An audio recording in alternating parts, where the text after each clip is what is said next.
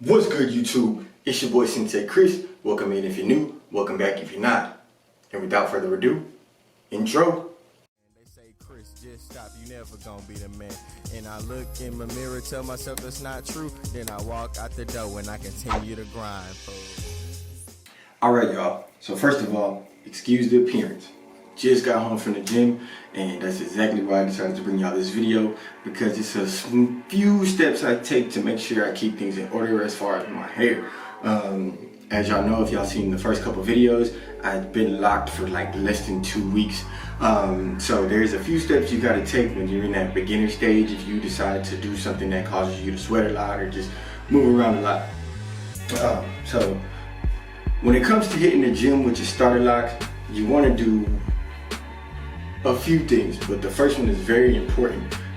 Compression. Compression is a big deal. You just don't want to have too much scalp manipulation when you're moving around, running around, laying on benches, or however you do your activity. So of course, I talked about it before, do-rag. I got a couple in rotation. I kind of got one that I sleep with, and then I have one that I just wear day to day and like sweat with and things like that. Compression helps out a lot because you're gonna sweat. Like I said before, sweat and starter locks don't mix. Depending on the grade of your hair, that sweat could cause your hair to unravel. I don't really have to worry about that. My hair is so freaking nappy. I got like a 4D hair type. There's like 1A through 4C. I got like a 4D, like legit. I've been locked for like 11 days, and I got a couple that started in the bud already. Like if you look right here, this one right here, this one fairly started, and then this one in the back, like it's crazy. So besides for that, work out with your do-rag, with your stocking cap or whatever on, and then when you get home, as far as like managing it, I usually do this before I take a shower. I talked about this product in the last video, but I can actually give a testimonial because I have used it a few times and the shit works wonders, to be real. I talked about that peppermint and tea tree oil mixture helping with get rid of that itching and rid of that smell. So what I do when I get home, I take my do-rag off, let your hair dry. That's big. That's big, big, big. Your hair can grow fungus, people, especially because you cannot wash it all the time. So sweat and molecules and air particles and everything can settle in your hair. So make sure you let your hair dry after working out. So what I do is I work out with my do-rag on, I get back in my truck, I take my do-rag off. I live right down the street from the gym, so I just roll the windows down and I ride like that. So when I get home, I put some of this on. This is amazing. One complaint I have about it is it's not a spritzer.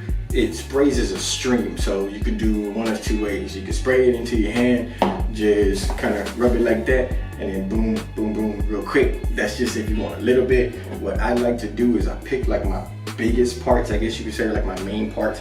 So I'll spray, light spray all the way down the center, all the way down here, and then like around the back.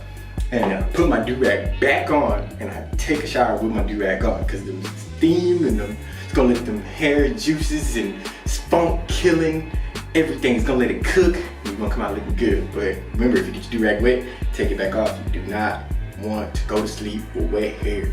That is huge. Sorry y'all, I know I need an edge up, fade, everything.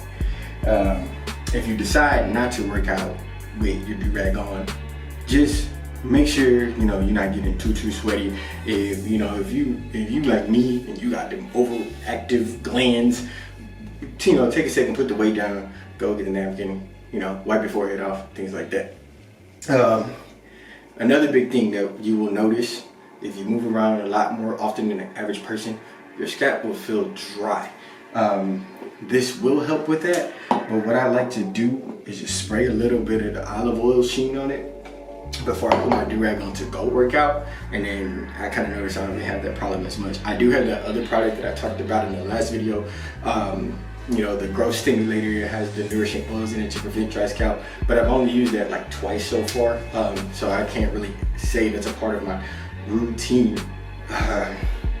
But I mean, it's really not that hard, guys. And like I said, my hair is already starting to bud. I guess you can call it bud. Comment down if that's not budding. If it's unraveling, then I need to do something else about it. But it looks like budding to me. So let me know if it's not. But like I said, it's not that hard to manage, and you don't really have to do this process long. For the average person, usually when you get to like the back end of month 2 or the middle of month 3, you kind of starting to notice like the actual extra frizz and that real budding, to where you can do a little bit more with your life without taking those extra precautions and worrying about your hair coming out and things like that, unless you have a really, really fine grade of hair. So anybody in the high 3s or the 4s, you might not have to do this as long. That's all I got for y'all today, man. It's really not that much. I'm just learning tips and I'm dropping them to y'all as I go. That's what Sensei moniker is all about. I'm here to teach y'all. We can all teach each other. So if you do know a better method, or if you like my tips or anything like that, just drop it down in the comments. Even if you tried the product, like I said in the last video, I can't take credit for it. I do watch other lock channels and I did get this from somebody else, but I have tried it, so I can give y'all information on it. You don't have to worry about the itch, the stank, anything like that. Trust me, if my hair stunk, my wife would say something. So just give it a go, man. It's not that expensive. I left the link in the description of the last video, so I'll go ahead and do that again if you want to give it a try. Other than that, man, go ahead and drop a subscribe. If you like this video, give me one of those. Turn on the bell, man, because I'm going to keep it coming for you. Just let me know what else you want to see. And support the channel, man. That's all. Let's get out of here.